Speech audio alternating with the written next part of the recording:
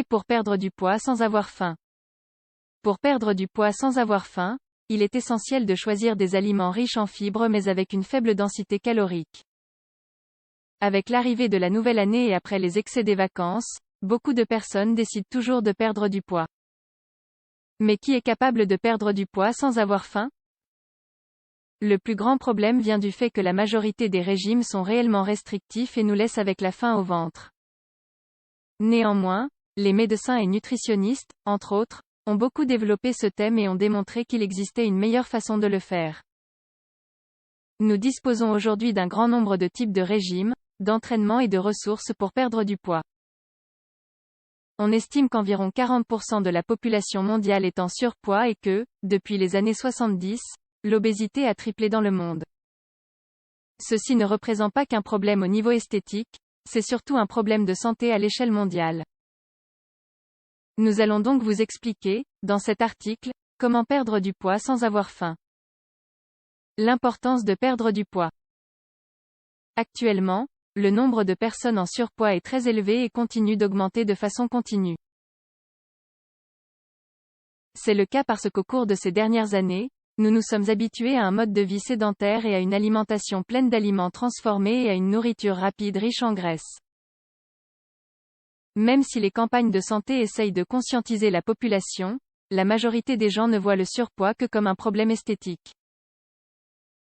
Or, c'est bien plus grave que cela car le surpoids et l'obésité sont des problèmes pour la santé.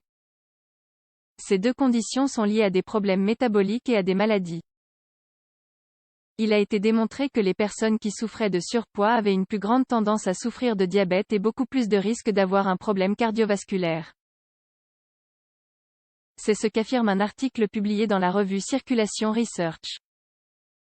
Il est donc important, pour toutes ces raisons, de trouver un régime qui nous permette de perdre du poids. Mais il ne s'agit pas que de cela, il est également essentiel de le suivre et d'éviter le terrible effet rebond. Il faut aussi le combiner à de l'exercice constant et quotidien. Comment peut-on perdre du poids sans avoir faim? Pour perdre du poids sans avoir faim, l'idée est de trouver des aliments qui augmentent la sensation de satiété mais qui ne soient pas trop caloriques. Par exemple, il n'y a rien à voir entre manger une pomme et manger un chocolat. La pomme a moins de calories et plus de volume, elle est donc plus rassasiante.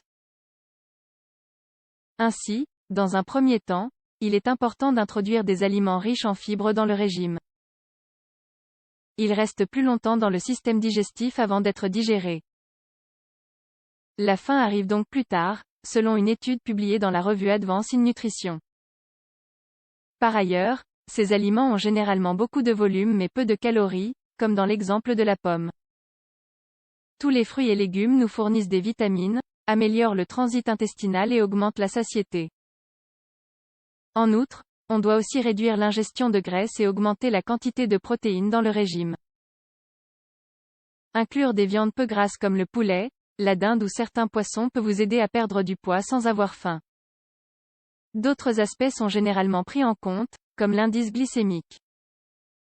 Il s'agit d'un paramètre qui mesure la rapidité avec laquelle un aliment fait monter le niveau de glucose dans le sang. En d'autres termes, si un aliment a un indice glycémique bas, le pic de glucose dans le sang sera plus bas. Ceci est important car il y a un lien direct avec la sensation de satiété. Par ailleurs, cet aspect est d'une grande importance chez les personnes diabétiques car, comme nous l'avons mentionné plus tôt, elles ont une maladie associée au surpoids. Optimiser l'alimentation pour perdre du poids sans avoir faim. Perdre du poids sans avoir faim est possible. Pour le faire correctement, l'idéal est de toujours consulter un nutritionniste ou un médecin. Par ailleurs, les régimes doivent se combiner avec de l'exercice et être considérés comme un style de vie, pas comme quelque chose d'occasionnel. N'importe quel régime équilibré doit inclure des fruits et légumes. Il est aussi essentiel de boire suffisamment d'eau, autour de 1,5 ou 2 litres par jour. Pour mettre en place un régime, on doit prendre en compte les indices caloriques des aliments et la satiété qu'ils peuvent apporter.